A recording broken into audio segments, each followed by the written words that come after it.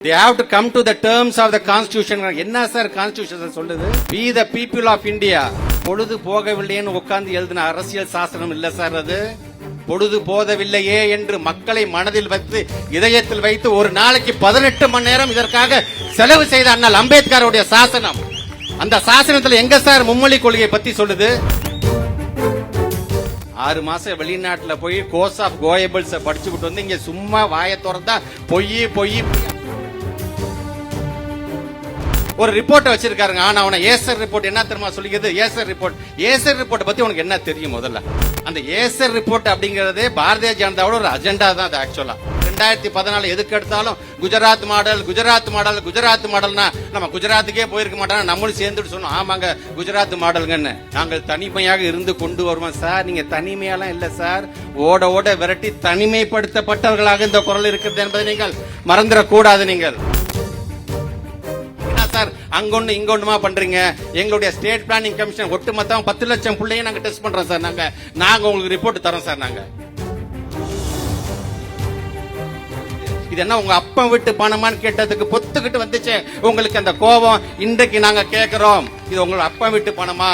எங்களுடைய 2151 கூட தயவு செய்து எங்களுடைய பணம் கொடுங்க.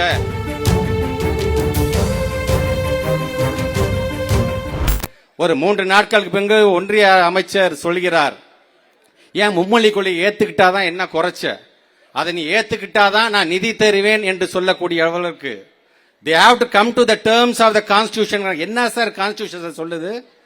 கான்ஸ்டிடியூஷன் என்ன சார் சொல்லுது நமக்கு? we the people of India having solemnly resolved to constitute India into a sovereign, socialist, secular, democratic and to secure to all its citizens என்று சொல்லுகிறது.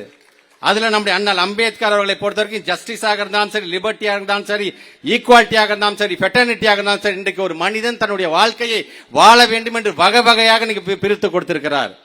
பொழுது போகவில்லைன்னு உட்கார்ந்து எழுதின அரசியல் சாசனம் இல்ல சார் அது. பொழுது போதவில்லையே என்று மக்களை மனதில் வைத்து இதயத்தில் வைத்து ஒரு நாளைக்கு 18 மணி நேரம் இதற்காக செலவு செய்த அண்ணல் அம்பேத்கருடைய சாசனம். அந்த சாசனத்தில் எங்க சார் மும்மொழி கொள்கையை பத்தி சொல்லுது?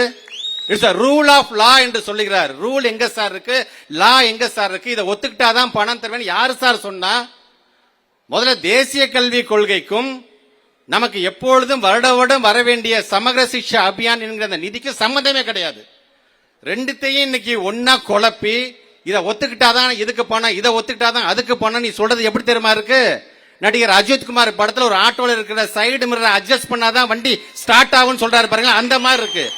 ஆக எதுக்குமே அர்த்தமே இல்லாம உன்னுடைய கொள்கையை திணிக்க வேண்டும் என்கிற விதத்தில் நீ அதை செய்து கொண்டிருக்கின்றாய். அதற்கு எங்களுடைய மாண்பு தமிழ்நாட்டுடைய முதலமைச்சருடைய குரல் தான் முதல் குரலாக இன்றைக்கு ஒட்டுமொத்த இந்தியாவிலே ஒலித்திருக்குது என்று சொல்லும் பொழுது, இன்னைக்கு இன்னொருத்தர் இருக்காரு, ஒன்றியத்தை ஆண்டுகிட்டு இருக்க தேசிய கட்சியோட மாநில தலைவர். அவரு 6 மாசம் போய் ஒரு இடத்துல படிச்சு ஆங்கிலத்தில் தானே படிக்க போனாரு. 6 மாசம் வெளிநாட்டுல போய் கோர்ஸ் ஆஃப் கோயபிள்ஸ் படிச்சுட்டு வந்து இங்க சும்மா வாயை திறந்தா பொய் ஆனா நம்மள சொல்றாரு நாம பொய் சொல்லிக்கிறோம் என்று ஒரு ரிப்போர்ட் வச்சிருக்காருங்க. ஆனா அவன ஏசர் ரிப்போர்ட் என்ன தெரியுமா சொல்லிக்கிறது? ஏசர் ரிப்போர்ட் பத்தி உனக்கு என்ன தெரியும்? முதல்ல அந்த ஏசர் ரிப்போர்ட்ல என்ன சொல்கிறது என்று சொன்னால், தமிழ்நாட்டை காட்டிலும் உத்தரப்பிரதேசமும் பீகாரும் கல்வியில் சிறந்து விளங்குகிறது. நீங்க என்ன பண்ணிட்டு இருக்கீங்க? இருமொழி கொள்கையை வச்சு நீங்க என்னத்தை கிழிச்சிங்க என்று கேட்கிறார். அந்த ஏசர் ரிப்போர்ட் அப்படிங்கறதே பாரதிய ஜனதாவோட ஒரு அஜெண்டா தான். அது ஆக்சுவலா அந்த ஏசர் ரிப்போர்ட் சொல்ற மாதிரி உத்தரப்பிரதேசம் உங்களுக்கு ஒண்ணு தெரியுமா? கிட்டத்தட்ட ஒரு வருஷத்துல 25,000 பள்ளிகளை, அரசு பள்ளிகளை மூடிட்டு 15,000 தனியார் பள்ளிகளை கொண்டு வந்தது காரணம் எது தெரியுமா? அந்த ஏசர் ரிப்போர்ட் தான். ஆக அந்த ஏசர் ரிப்போர்ட்டை சொல்லி இருக்கிற தமிழ்நாட்டில் இருக்கின்ற எல்லா அரசு பள்ளியை மூடிட்டு இங்க தனியார் பள்ளியை வளர்த்துட்டு தாங்க நினைக்கக்கூடிய மொழிகளை உள்ள கொண்டு வரணும்னு ஆசைப்படுறான் பாத்தீங்களா? அதுதான் ஏசர். நீங்க மறந்திருக்க மாட்டீங்க, 2014 எதுக்கு எடுத்தாலும் குஜராத் மாடல்னா நம்ம குஜராத்துக்கே போயிருக்க மாட்டோம், நம்மளும் சேர்ந்துட்டு சொன்னோம் ஆமாங்க குஜராத் மாடல்ங்கன்னு. அந்த ஒரு வருஷம் ஒரு டேர்ம் நம்ம ஏமாந்தோம். ஆனா 2019 இருந்து 2024 வரைக்கும் இருக்கின்ற அந்த தேர்தல்லாம் அவங்கள ஓட விரட்டி அடித்த மாநிலம் எது சொன்னால் அது நம்முடைய தமிழ்நாடு தான். அவர் சொல்றாரு, அந்த மாநில தலைவர் சொல்றாரு, இங்கே ஆண்ட கட்சி, ஆளுகின்ற கட்சி, புதுசா வந்த கட்சி, கனவு காணுகின்ற கட்சி எல்லாம் ஒரு பக்கம் இருந்தாலும் பாரதிய ஜனதா நாங்கள் இந்த மும்மொழி கொள்கையை கொண்டு வந்தேதான் ஆவோம். நாங்கள் தனிமையாக இருந்து கொண்டு வருவோம் சார். நீங்க தனிமையெல்லாம் இல்ல சார், ஓட ஓட விரட்டி தனிமைப்படுத்தப்பட்டவர்களாக இந்த குரல் இருக்கிறது என்பதை நீங்கள் மறந்துடக்கூடாது. நீங்கள் ஆக அப்படிப்பட்ட நீங்க இந்த ரிப்போர்ட் அந்த ரிப்போர்ட் சொல்லி எங்களுடைய பிள்ளைகளை தயவுசெய்து கேவலைப்படுத்தாதீர்கள். எங்களுடைய பிள்ளைகளுக்கு பாடம் சொல்லி தருகின்ற எங்களுடைய பெருமதிப்பிற்குரிய ஆசிரியர் பெருமக்களை கேவலப்படுத்தாதீங்க. எங்களுடைய சிஸ்டத்துக்கு இன்டர்னல் அசஸ்மெண்ட் நாங்க பாக்குறோம், ஸ்டாச்சுட்டரி பாடி மூலமா நாங்க சர்வே பண்றோம், தேர்ட் பார்ட்டி மூலமா நாங்க சர்வே பண்றோம். நீங்க என்ன சார் அங்கொன்னு இங்கொன்னுமா பண்றீங்க? எங்களுடைய ஸ்டேட் பிளானிங் கமிஷன் ஒட்டுமொத்தம் 10 லட்சம் பிள்ளையும் நாங்க டெஸ்ட் பண்றோம் சார். நாங்க உங்களுக்கு ரிப்போர்ட் தரோம் சார். நாங்க ஆக இப்படி இன்றைக்கு எங்களை ஏமாற்றக்கூடிய அந்த பணியை நீங்கள் செய்து கொண்டு இந்த 2151 கோடி ரூபாய் இன்றைக்கு நம்முடைய மாண்புக்கு துணை முதலமைச்சர் என்ன சொல்ற, நாம ₹1 கொடுத்தா 29 பைசா தரான், 29 பைசா தரான்னு சொல்றான்ல. இன்னைக்கு அதுவும் நமக்கு கிடையாது. இது என்ன உங்க அப்பன் வீட்டு பணமான்னு கேட்டதுக்கு பொத்துக்கிட்டு வந்துச்சு உங்களுக்கு அந்த கோபம். இன்றைக்கு நாங்க கேட்கிறோம், இது உங்களோட அப்பன் வீட்டு பணமா? எங்களுடைய 2151 கோடி தயவு செய்து எங்களுடைய பணம் கொடுங்க. கிட்டத்தட்ட 43 லட்சம் பிள்ளைகளுடைய எதிர்காலம் இருக்கின்றது. அதுல தலையில கைய வைக்காதீங்க, அவங்க வயிற்றுல அடிக்காதீங்க என்று தான் நான் கேட்டுக்கொள்ள விரும்புகிறேன்.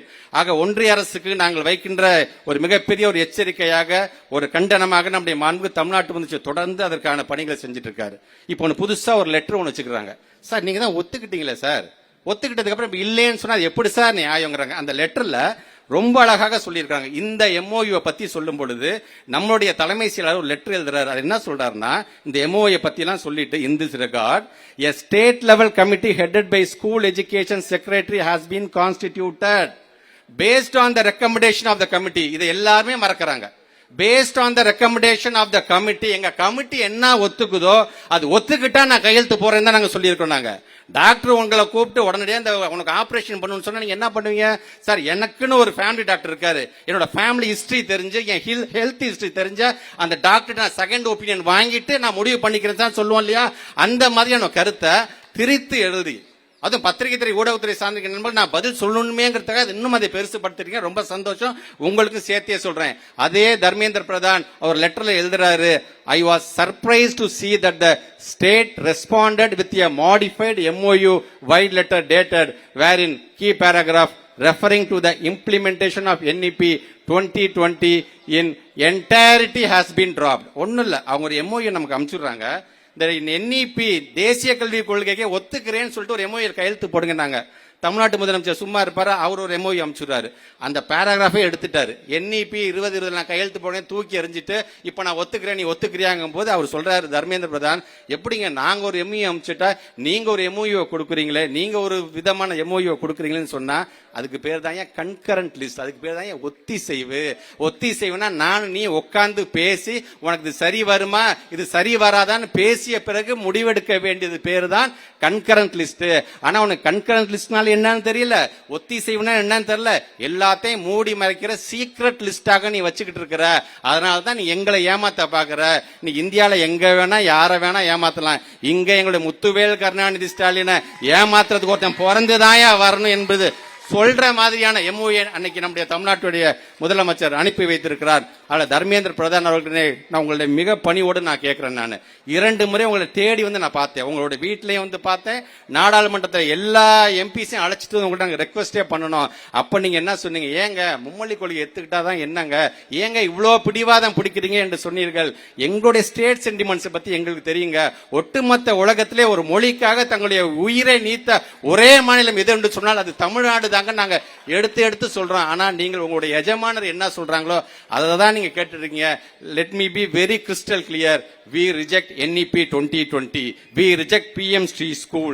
We reject Hindi imposition என்பதை நான் சொல்ல நான் தைரியமாக சொல்றேன். இங்க வருகை தந்திருக்கின்ற பத்திரிகை துறை ஊடகத்தை சார்ந்திருக்கிற நண்பர்களே, Tamil Nadu will never bow to the central government hegemony. And again I am telling, our education, our identity, and what are the things, our language, what are things like we are here following. We definitely will stand tall, and this defiation and uncompromisingly we will stand for the Dravidian land.